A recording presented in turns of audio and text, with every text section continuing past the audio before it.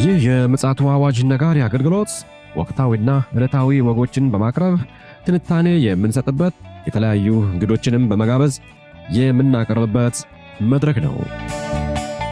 መረጃዎችን ያጠናከረ ይዞልን የሚመጣው ፓስተር አለማየሁ ነሙ ሲሆን ፕሮግራሙን የመራና መሰናዶውን ኤዲት በማድረግ ወደ እናንተ የሚያቀርበው ይልቃል አስራት ነው። መልካም ጊዜ። ሰላም ውድ የተከበራችሁ የምፅዓቱ አዋጅ ነጋሪ አድማጮቻችን ሰላም ለእናንተ ይሁን። እንዴት አመሻችሁ? በድጋሚ ከቀኑ መረጃችን በኋላ ተገናኝተናል። መስመር ላይ ፓስተር አለማየሁ በሌላ መረጃ ተመልሶ መጥቷል። እንግዲህ መረጃውን ኋላ ላይ ያጋራናል። ዓለማችን በተለያየ ውጥረትና በተለያየ ክስተቶች እየተናጠች ትገኛለች። እነዚህ ሁሉ እንግዲህ ንጉሱ ኢየሱስ ክርስቶስ መጣው እያለ የሚያውጅ የጥሩምባ ወይም ደግሞ የመለከት ድምጽ ነው።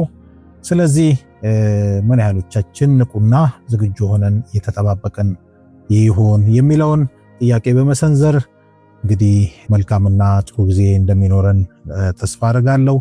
ይልቃል አስራት ነኝ ከምፅዓቱ አዋጅ ነጋሪ አገልግሎት። አድማጮቻችን በቀን መረጃችን እጅግ አሳሳቢ አባናኝ መረጃ እናንተ አጋርተን ነበር። በዚህ አጋጣሚ ይህ መረጃ ያመለጣችሁ ወገኖች ብታደምጡ የተሻለ ነው ብለን ጥቆማ ማድረግ እንወዳለን። በቻናላችን በመግባት መረጃውን በማድመጥ ለሚመለከታችሁ አካልም ይሁን ለሌሎች ወገኖች በማጋራት አገልግሎታችን ጎን እንድትቆሙ በጌታ ፍቅር እናሳስባለን። ይህንን ደግሞ ቻናል ሰብስክራይብ ያላረጋችሁ ካላችሁ ሰብስክራይብ በማድረግ በየዕለቱ የምንለቃቸው መረጃዎች ወደ እናንተ ይደርሱ ዘንድ ላይክ፣ ሼር በማድረግ እንዲሁም ደግሞ ሐሳብ አስተያየታችሁን ደግሞ በኮሜንት መስጫ ሳጥን ውስጥ በማስቀመጥ ከኛ ጋር አጋር እንድትሆኑ በዚህ አጋጣሚ መጠየቅ እንወዳለን። አሁን ግን በቀጥታ ወደ መረጃችን ከማምራታችን በፊት ሰላምታ ይቀድማልና ከፓስተር ጋር ሰላምታ ከተለዋወጥን በኋላ በቀጥታ ወደ መረጃችን እናመራለን። ሰላም ላንተ ይሁን ፓስተር፣ እንዴት አመሸ? እንደምን አመሸ ወንድም ይልቃል። እግዚአብሔር የተባረከ ይሁን። እንግዲህ ቃል ላይ በጣም አባናኝ መረጃ አጋርተህን ነበር። አሁን ደግሞ ምን ተገኘ ፓስተር? እንግዲህ ምንድነው አሜሪካ ከጦርነቱ ለመውጣት ከፍተኛ ጥረት እያደረገች ነው ያለችው። ይሄ የምታደርገው ርብርብ ለመውጣት የምታደርገው በተለያየ መንገድ የምትሞክረው ነገር ለጊዜ የተሳካ ባይመስልም ነገር ግን መንገዶች የተጀመሩ እንደሆነ ይታወቃል። ሌላው ኢራን በዚህ ድርድር ላይ ላለመሳተፍ ምክንያቶች እያደረደረች ትገኛለች። ይኸውም አንዱ ያቀረበችው እንደ ዋና ምክንያት ድርድር ከመደረጉ በፊት አሜሪካ የሆርሙዝን ሰርጥ እና የመካከለኛው ምስራቅ ወታደሮቿን ማስወጣት አለባት የሚል ጉዳይ እያነሳች ይገኛል። እንግዲህ እነዚህ ነገሮች ያው ጦርነቱ በማ ምክንያት እንደተለኮሰ አንተም ታውቃለህ። በእስራኤል ምክንያት ነው ጦርነቱ የተለኮሰው። ነገር ግን አሜሪካ በዚህ ጦርነት ትርፋማ አይደለችም። በጣም በእጅጉ እንደከሰረች ነው እየተነገረ ያለው። ይህንን እየተናገሩ ያሉት ራሳቸው ጦርነቱን እየመሩ ያሉ የጦር ጀነራሎችም ጭምር እንደሆኑ ለማወቅ ተችሏል። እንግዲህ ፖለቲከኞቹ ድል እንዳደረጉ ያውሩ እንጂ እውነታውን ደግሞ በውጊያው በጦር ሜዳ ላይ ያሉ የጦር ጀነራሎች አሁን ያለው ጉዳይ ከጦርነቱ የመውጫ መንገድ መፈለግ እንጂ ጦርነቱ መቀጠል አዋጪ አይደለም የሚለው ነገር እየገፋ በትራምፕ ላይ ደግሞ ጫናን እያሳደረ መጥቷል። በእርግጥ አሁንም ዶናልድ ትራምፕ በተለያየ ማስፈራሪያ አስገድደው ኢራንን ለማስፈረም ይፈልጋሉ። ይሁን እንጂ ኢራን አሁን እንደዛ የምትመለከክ ሀገር አልሆነችም፣ እንደታሰበው አልሆነም። ጦርነቱ እስከ መገባቱ በፊት ታቅዶ የነበረው ነገሮች አልሆኑም። ውድመት ደርሶባታል በእርግጥ ነው። ነገር ግን እነዛን ሁሉ ውድመቶች ተቋቁማ ጦርነቱን ማስቀጠል ነው የፈለገችው። ምናልባት ከጦርነቱ ትርፋማ ትሆናለች የሚለው ነገር አጠያቂ ነው። ነገር ግን ከበስተጀርባዋ ደግሞ ቀላል የሚባሉ ሀገሮች አይደሉም ያሉት። ጠንካራ የማይበገሩ የሚባሉ ሀገሮችና ጠንካራ የመከላከያ ኃይል የገነቡ ሀገሮች የሚሳኤሎችንና የጦር መሳሪያዎችን እያቀረቡላትም እንደሆነ ይታወቃል።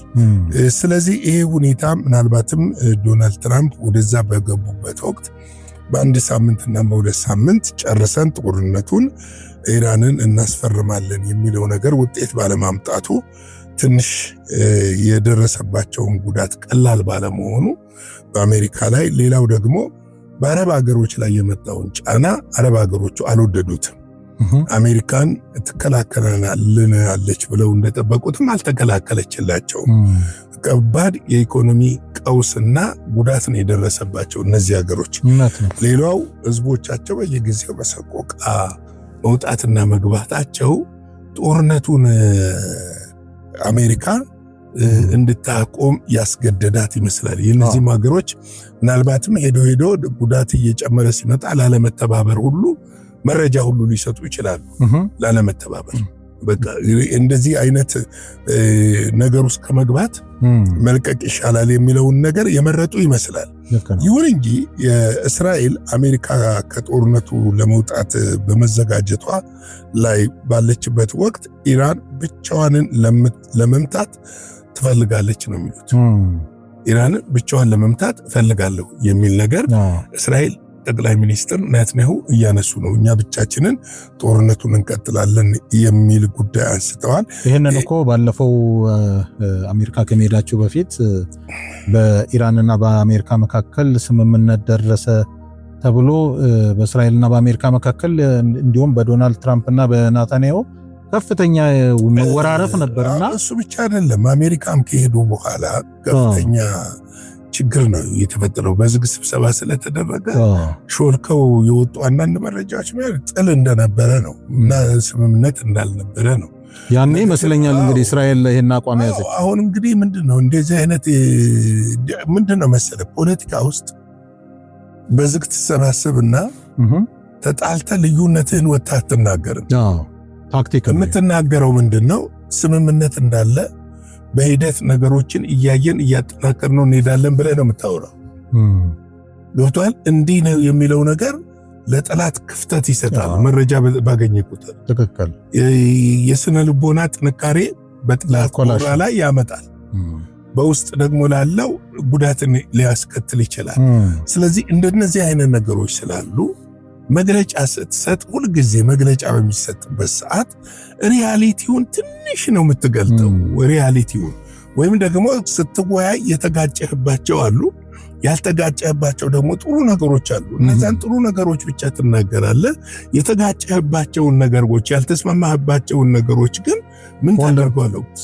ትሰውረዋል፣ ትይዘዋል። እና ይሄ የተለመደ የዲፕሎማሲ አካሄድ ስለሆነ አሁን እዛ ላይ ተስማምተዋል አልተስማሙም ብለህ የምትከራከረው ነገር አይደለም። እንግዲህ የትራምፕ የጦር አዛዥ ራሳቸው ከጦርነቱ መውጫ መንገድ እየፈለጉ ነው። የጦር ኃይሉ የጋራ አዛዥ ሊቀመንበር ጀነራል ዴን ኬን ለትራምፕ በቀጥታ እንደነገሩት ሪፖርቶች ይጠቁማሉ። ዋሽንግተን ከዚህ ጦርነት የምትወጣበትን መንገድ ሊኖር ይገባል፣ ምክንያቱም ተጨማሪ ማባባስ የትራምፕ የፈለጉትን ውጤት በተቃራኒ ሊያመጣ ይችላል የሚል ስጋት አለ። ተቃራኒ ማለት የበለጠ ሌላ ውድመትና ሽንፈትን ሊያስከትል ይችላል የሚለው ጉዳይ እየሰፋ ገዢ ሐሳብ እየሆነ እየመጣ ነው ያለው። እንግዲህ እዚህ ጋር ምንድነው ይህን ማስጠንቀቂያ ለጆንና ለማርኮ ሩቢዮ እንዳቀረቡም ተዘግቧል። ለምክትል ፕሬዚደንቱና ለውጭ ጉዳይ ሚኒስትሩ እንዳቀረቡ ተዘግቧል ጀነራሉ። እውነተኛው ምክንያት ግን የበለጠ አሳሳቢ ነው። አሜሪካ የጦር መሳሪያ ክምችት እየቀነሰ ነው። ከ5 ወር የጦርነት በኋላ አብዛኛው የረጅም ርቀት ተተኳሽ የለንም እስከ ማለት ደረጃ ደርሰዋል። መምቻ ሚሳኤሎችን እየተጠናቀቁ እንደሆነም እየተናገሩ ነው ያሉት። ሚሳኤሎቹ ግማሽ ያህል እንደተጠቀሙ ይናገራሉ። ስለዚህ አደጋው ግማሹን ደግሞ በቀጥለ ብትጨርሰው አደጋው ወደ አፈሙዙ ወደ አንተ የሚዞርበት ሁኔታ ነው ያለው። የወለውና አደጋ ነው የሚሆነው። ስለዚህ ትራምፕ አሁን የተገኘውን ሁኔታ እንዲህ ነው፣ በቦምብ ብቻ ወደ ድል መድረስ አትችሉም። ጀነራሉ ያቀረቡ ይሄ በአየር ላይ ውጊያ አትችሉም። በተጨማሪም የምንጠቀማቸው ቦምቦችና ሚሳኤሎች እየተሟጠጡ ነው። ስለዚህ ሁልጊዜ እኮ ምን መሰለህ፣ አንድ ስፍራ ታጠቃለህ፣ ትደበድባለህ፣ ተዳከመ ካልክ በእግረኛ የማትቆጣጠረው በሜካናይዝድ የማትቆጣጠረው ከሆነ ተመልሶ የማገገምና የማንሰራራት ጉዳይ ነው የሚከሰተው። ተመልሶ ያገግማል፣ ተመልሶ ያንሰራራል። ያ ተመልሶ ያንሰራራው ነገር ደግሞ ምንድነው? ሌላ ችግር ፈጣሪ ነው የሚሆነው። እስራኤል ብቻዋን ወደ ጦርነት መግባቱን ችግሩንም አይፈታው፣ የመምታት አቅም የበለጠ ደካማ ይሆናል። ኢራን ቀደም ሲል መሰረተ ልማቷን መመታቱ በአጠቃላይ ክልሉን ወደ እሳት እንደሚያስገባ አስጠንቅቀዋል የሚል ነው ያለው። ግን የእስራኤሉ ጠቅላይ ሚኒስትር ናትንያሁ አሁን ምንድነው ጦርነቱን እንገፋበታለን፣ በፍጹም ይህንን ጦርነት መናቆም አይደለንም ነው ያለው። ኢራንን ትጥቅ እስከምናስፈታ ወይም ደግሞ የኢራን ውስጥ ያለው መንግስት እስከሚቀይሩ ድረስ እንደሚገፉበት እየተናገሩ ነው ያሉት። ግን ይሄ ይሆናል ወይ ብለህ ስትለኝ የሚሆን አይደለም። እስኪ ይህን ጥያቄ በተመለስልን ለአድማጮችም እንዲብራራ። በቀኑ መረጃችን አንድ ጥምረትን በተመለከተ መረጃ ቀበለን ነበር። እስራኤልን ሊከብ የሚችል ግዙፍ የሆነ ጥምረት ነው እንግዲህ እዛ ላይ የተናገርነው። እንግዲህ አሜሪካ እጇን ሰብሰብ ማድረጓ ብቻ ሳይሆን የግምጃ የዚህ የጦር ግምጃ መሳሪያዎቹ መመናመን ለራሷ ለአሜሪካ ብሔራዊ ስጋት እስከመሆን ደርሷል እና ይሄ ጥምረት ደግሞ ወደፊት እየገፋ ነው የመጣው። እስራኤል ደግሞ በአቋሟም ጸንታለች እና በአንተ እምነት እስራኤል ብድግ ብላ ኢራንን የምታጠቃ ይመስልሃል ወይስ ሌላ ሐሳብ ይኖራል? ይሄ ነገር በጣም አሳሳቢ የሆነ ስለመጣ ነው ይህን ጉዳይ ናትንያሁ ከማድረግ አይመለሱ። ምክንያቱም አሁን የውስጥ ፍጥጫው በኢየሩሳሌምም በቴልአቪቭም ፍጥጫው እየጋለ እየመጣ ነው ያለው። በአንጻሩ ደግሞ እዚህ ጋር ሌላ ጥምረት መጥቷል። አዎ እሱን አይደለም። አሁን ምንድነው ብዙ ፖለቲከኞች ናትንያሁን ከሚተቹበት መንገድ አንዱ ምንድነው ስልጣናቸውን ከለቀቁ ወደ ወህኒ እንደሚወረወሩ ስለሚያውቁ ስልጣናቸውን ላለመልቀቅ ጦርነቱን ማስቀጠል ይመርጣሉ ነው። ጦርነቱን ማስቀጠል የሚያስገኝላቸው ውጤት ምንድነው? ምርጫው ይራዘማል። ምርጫው በተራዘመ ቁጥር በጦርነቱ በተራዘመ ቁጥር ስልጣን ላይ የመቆየታቸው እድል እየሰፋ ይሄዳል። ለዚህም አንድ ማሳያ ላሳይህ። ሰሞኑን ናትንያሁ ራሳቸው መግለጫ ሰጥተው ነበር። በሰጡት መግለጫ ምንድነው 15ቱን የዶናልድ ትራምፕ የጋዛ እቅድ አንቀበልም አንስተነዋል ብለዋል። እሳቸው እንኳን ቢስማሙ ከስራቸው ደግሞ ያሉ አክራሪዎች ይስማማሉ ወይ? አክራሪዎቹ አሁን ለምሳሌ አክራሪዎቹ ስልጣኑን ከእጃቸው መውሰድ ይፈልጋሉ። እነሱ እንደውም ምንድነው መሰላለ አክራሪዎቹ እንደተፈለገው ጦርነቱ አልሄደም፣ ጦርነቱ በደንብ መግፋት አለበት ነው የሚል ነው። እነሱም ይመስሉኛል እየገፏቸው ያሉት። ጋዛንም መጠቅለል ነው፣ ሊባኖስን ደቡብ ሊባኖስን መጠቅለል ነው፣ ደቡብ ሶሪያን መጠቅለል ነው። ከጋዛ አልፎ ደግሞ ሲና በረሃን መጠቅለል ነው የሚፈልጉት። ይሄ ራማላ የሚባል ይሄ ምዕራብ ፍልስጤም ያለው እሱን የፍልስጤም ግዛት እንትና ማነው አባስ ማናቸው የፍልስጤሙ ፕሬዚደንት መሐሙድ አባስ ያሉበትን ራማላ ማለት ነው። እነሱን ሁሉ መጠቅለል ነው የሚፈልጉት። በአጠቃላይ ፍልስጤም በቃ የለም ነው የሚሉት እነዚህኞቹ።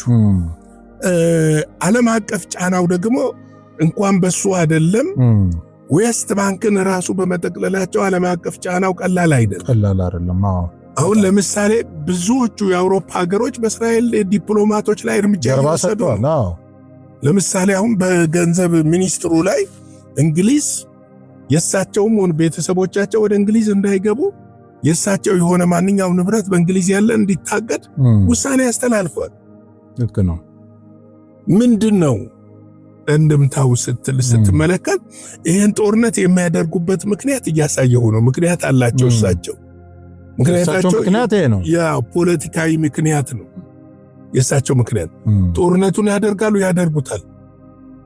አትጠራጠር። ይሄን አሜሪካ ከወጣች ነገር ግን አንድ ነገር ደግሞ ወቅ አሜሪካ ትውጣ እንጂ ከጀርባ ሆኖ ሳፖርት ማድረጉን አይቀርም። አትተውም። መደገፏን አትተውም። ማይቀርም። አሁን አሜሪካ በመካከለኛው ምስራቅ የደረሰባት ወታደራዊ ጫና ከባድ ነው። ለምን ራሳቸው እነ ኳታር፣ ኢሚሬት፣ ኦማን፣ ባህሬን፣ ሳውዲ፣ ኩዌት የመሳሰሉ ሀገሮች ጦርነቱ እንዲቆም ይፈልጋሉ። ጦርነቱ ከዚህ በላይ እንዲገፋ አይፈልጉ፣ እንዲቀጥል አይፈልጉ። እነዚህ ሀገሮች ደግሞ ሄደው ጦርነቱ ከበረታባቸውና ያላቸውን መሰረተ ልማት የሚያወድምባቸው አይነት ከሆነ ምንድነው የሚያደርጉት? የአሜሪካ ወታደሮች እንዲወጡ ነው የሚያደርጉት። ይሄን ነው የሚጠይቁት። እውነት ነው። ከአሜሪካ ጋር ያላቸውን ወታደራዊ ስምምነት ወደ መቅደድ ነው የሚመጡት። ይሄ ከሆነ አሜሪካ ውሃ በላት ማለት ነው። ስለዚህ በስሱም ቢሆን ከነዚህ ሀገሮች ጋር ያላትን ኢኮኖሚ ጥቅም ለማስከበር እንዲቻል ከዚህ ጦርነት ውስጥ ወጥታ ምናልባት ከኋላ ሆና እስራኤልን ልትገፋ ትችላለች። ምናልባትም ከእስራኤል ጋር በጋራ ጥምረት ከኢየሩሳሌም፣ ምክንያቱም ባለፈው እኔም አንተም ዘግበነዋል፣ ቤንጉዌር አየር ማረፊያ ላይ ነዳጅ ጫኝ አውሮፕላኖች የአሜሪካን ዛርፈዋል። ስለዚህ እነዛን በመጠቀም እንትን ይላሉ። ሌላው አሁን ጆርዳንን ስትመለከት ፊታቸውን እያዞሩ ነው። ጆርዳን ንጉሱ እየሰጋ ነው ያለው። በጣም ያለው ተቃውሞ ቀላል አይደለም። የአሜሪካ ሰራዊት ይውጣል። ይሄ ደግሞ ሰደድ እሳት ይቀጣጠላል፣ ይሄዳል፣ አረቡ ዓለሙ ላይ ይሄዳል። ይሄ ከሄደ ደግሞ ምንድነው ለአሜሪካ የምታገኘው? የለም። አሁን ሌላው ደግሞ ዶናልድ ትራምፕ ያቀዱትን ያሰቡትን 15ቱን አንቀጽ አንቀበልም ማለትና እንደገና ጋዛን ደቡብ ጋዛን ጠቅልሎ ለመያዝ የሚደረግ ርብርብ ከመጣ ደግሞ ምናልባትም እነዚህ ጥምረቶቹ ወደ ጦርነቱ ተስበው ሊገቡ ይችላል። እውነት ነው። ውሎ አድሮም እኮ እነ ሊባኖስ እነ ዮርዳኖስም መቀላቀላቸው አይቀርም። ውሎ አድሮ መቀላቀላቸው አይቀርም። የህልውና ጉዳይ ስለሚሆንና በዚህ ጉዳይ ላይ ከፍተኛ ርብርብ እየተደረገ ነው ያለው። እንግዲህ ይሄ ሁሉ የሚሆነው ምንድነው? በዛ ስፍራ መቅደሱ እንዲገነባ ነው። ይሄ ሁሉ ርብርብ የሚሆነው በዛ ስፍራ አውሬው እንዲነግስ ነው። የአውሬውን መምጣት ለማፍጠን መቅደሱ እንዲሰራ ለማድረግ ነው። መቅደሱ ለነሱ የአንድ ወር የሁለት ወር ጊዜ ነው። ሬዲ ያደረጉት ነገር ስለሆነ ኦሬዲ ሁሉን ነገር የጨረሱት ስለሆነ መገንባት ጀመሩ ማለት ንጥቀት ሆነ ማለት እኮ ነው። ምንም ጥያቄ የለም። በዛ መገንባት ጀመሩ ካልከኝ ንጥቀቱ ወዲያው ኢሚዲየትሊ ይሆናል። በእርግጥ መሰረቶቹን እያበጃጁ ነው። ውስጡ ያለውን ስራዎቻቸውን በጣም እየጨረሱ ነው ያለው። ይሄንን ስትመለከት እንዲህ አሁን እንደምናወራው ካህን ሁሉ ሊቀ ካህን ሁሉ ይሾማል። ይሄንን ስትመለከት እኔ ቤተክርስቲያን አንዳንድ ጊዜ አይኗ ጭፍን ያለበት ምክንያት አልገባኝም። ንቁ ነው ምንለው። ምን እንላለን? ንቁ፣ ተዘጋጁ ምን እንላለን? መሪዎች ይህንን አስተውሉ ነው ምንለው። የጌታ ጸጋ ሰላም ረቸን ከሁላችን ጋር ይሁን። ሻሎም። ጌታ ኢየሱስ ይባርክ። ፓስተር እንግዲህ ለሁለተኛ ጊዜ አባናኝ መረጃ ነው እንግዲህ አጋራህን። ይሄ እኮ ማለት እኮ ቀላል ወይም ደግሞ እንደ ቀላል ነገር የምንወስደው ጉዳይ አይደለም። ፈረንጆች ያው እንትን ይሉት ይሄ የአለርት ወይ ደግሞ ይሄ በቃ ደንበኛ ደወል ነውና እንግዲህ ከዚህ በላይ ደወል አለ ብዬ እኔ በግሌ ምንም ወስደው ነገር የለም። አይኖቻችን ተከፍቶ ማስተዋል ነው እንግዲህ ጌታ ኢየሱስ እንደነገረን አሻቅባችሁ ወደ ላይ ተመልከቱ ወይም ደግሞ ለምን አትመለከቱም ነው እንዲሁም በጥያቄ ምልክት ያደረገልንና የኛ ፈንታ ማስተዋልና ራሳችንን ማዘጋጀት፣ ተልኳችንን ቶሎ ቶሎ መፈጸም ይመስለኛል። እንግዲህ ጌታ ኢየሱስ አብዝቶ ይባርክ። በድጋሚ ፓስተር እንግዲህ እኛም መረጃውን ወደ እናንተ አጋርተናል። ለዛሬ ለዕለተ ሰኞ የምሽት ፕሮግራማችን ይህንን ይመስላል። እግዚአብሔር ፈቃዱ ከሆነ ደግሞ በነገው ዕለት እንዲሁ አዳዲስ መረጃዎችን ወደ እናንተ የምናመጣ ይሆናል። እስከዚያው ድረስ የእግዚአብሔር ምሕረት ቸርነት ከእያንዳንዳችን ጋር ይሁን። ሻሎም። ለዛሬ ይዘን የመጣነው ወቅታዊ መረጃ ይህንን ይመስል ነበረ። በሌላ ጊዜ በሌላ መሰናዶ እስከምንገናኝ ሰላም ለእናንተ ይሁን።